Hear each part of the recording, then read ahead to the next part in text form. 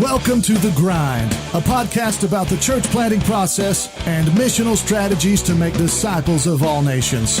Coming to you from the offices of the Arkansas Baptist State Convention in Little Rock, Arkansas. Now, here are your hosts, Dave McClung and Chad Grigsby. Hey, everybody out there in Grind Land. Is that like a new state or country or something, maybe?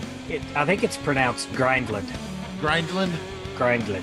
See, my thick, mush-mouth southern accent can't enunciate that very well. So, Grindestland? Just London. I like it. Greetings. Yeah. Hey, we're back with the next big idea for our podcast with the lovely, the magnanimous Andrew Munneke.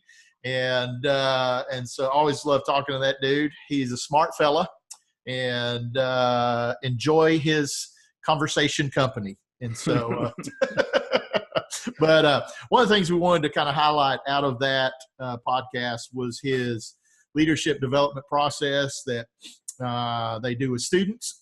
And when you're, I haven't met a church plant yet that had all the leaders they needed, all the money they needed, everything they needed when they started.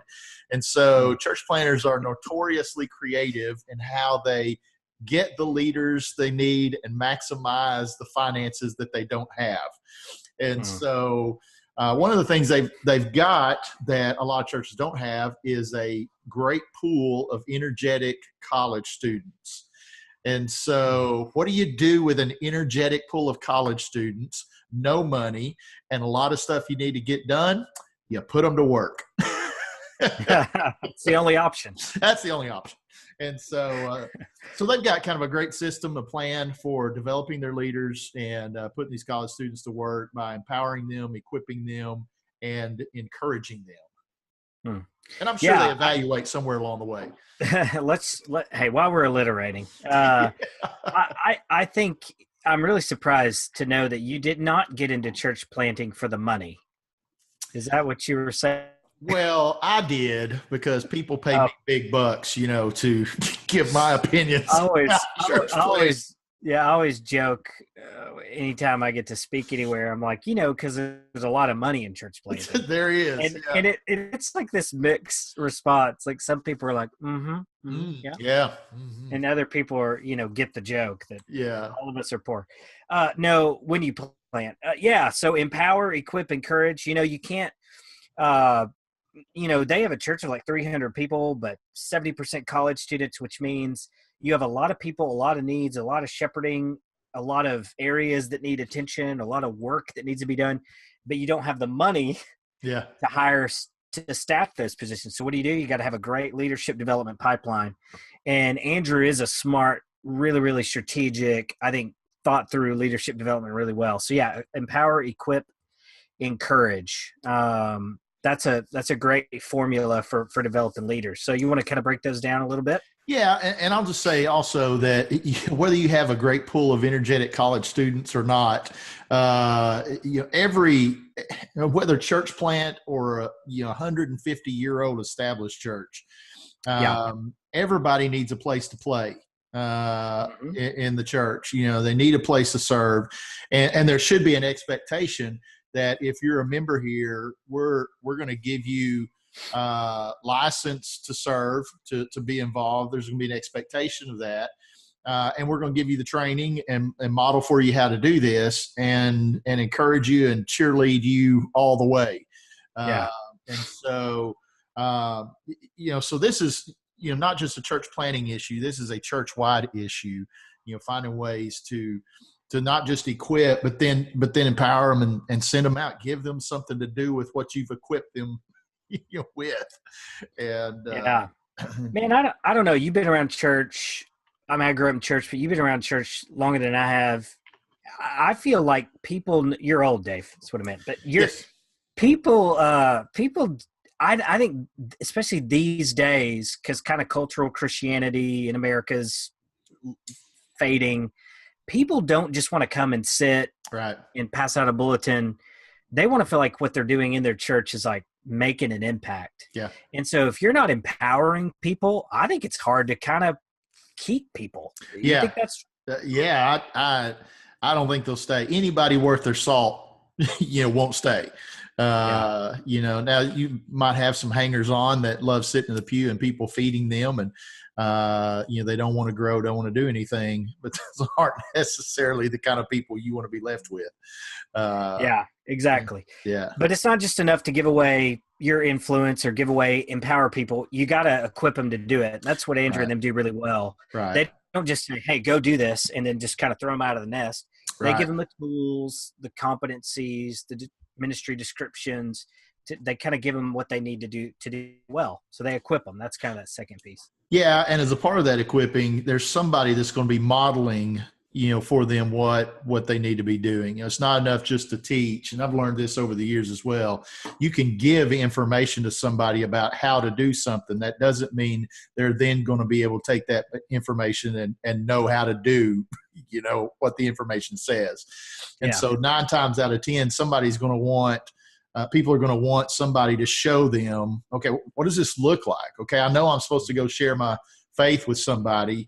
What does that look like? Can you show me how you do that? Okay, I know I'm supposed to lead this small group. What does that mean? I mean, here's some information I need to communicate. I know I'm supposed to love on them. Somebody show me how to do this. And so, so that's all part of that equipping process. And well, I mean, think about it too. Small group leader might mean a different thing to 5 different people. Right, exactly. Or if you're saying evangelism or share your faith, well, that might mean something different. I mean, you really do have to kind of spell it out for folks, model it for people. Yeah. So I think that's what you're getting at, which Andrew and them do well. So empower, equip, and then last of all, he talked about encourage. Yeah. What do you say? They throw like a big party every year? Yeah, to celebrate their leaders and the things that they've accomplished. And so, and there's some, coaching along the way there. Part of the encouraging is, okay, hey, this didn't go well, this went well. How do we make what didn't go well go better next time? But people love to be celebrated. They love to be honored, for what they've done and are worthy of that honor. To keep the church moving forward, and they're not getting paid anything. So, the least you can do is celebrate the work and the effort that they put forth to, help the church grow. If you're going to work them like dogs, give the dog a treat every now and then. Then party like it's 1999. Yeah.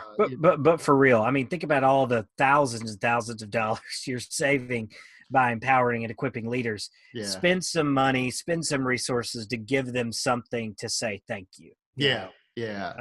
So and most people are going to plug in and the things that they do they enjoy anyway. Sure. I mean, you're going to plug in where you have a good time when you're serving, whether it's on a worship team or a media team or an outreach team, or you're loving on kids, or hanging out with students, or whatever. If you're going to jump in on one of those ministries, it's something you probably enjoy and have at least some kind of passion for.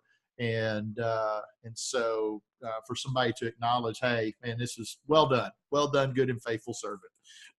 That's we all want to hear that periodically. All right. So as you look at the churches, identify some leaders, give them space to serve, empower them.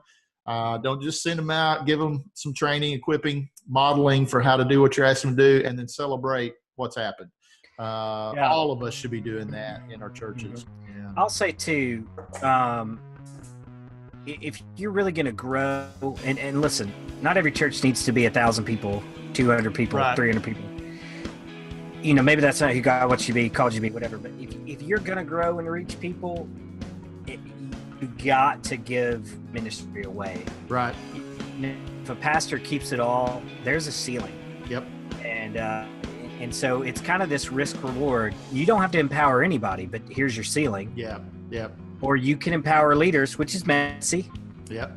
But it gives you that chance to reach more people. And so I think you're right. Man, This is so applicable for every church. Yep, sure is. All right, cool. So there's our big idea for Andrew Munneke's podcast. Check it out.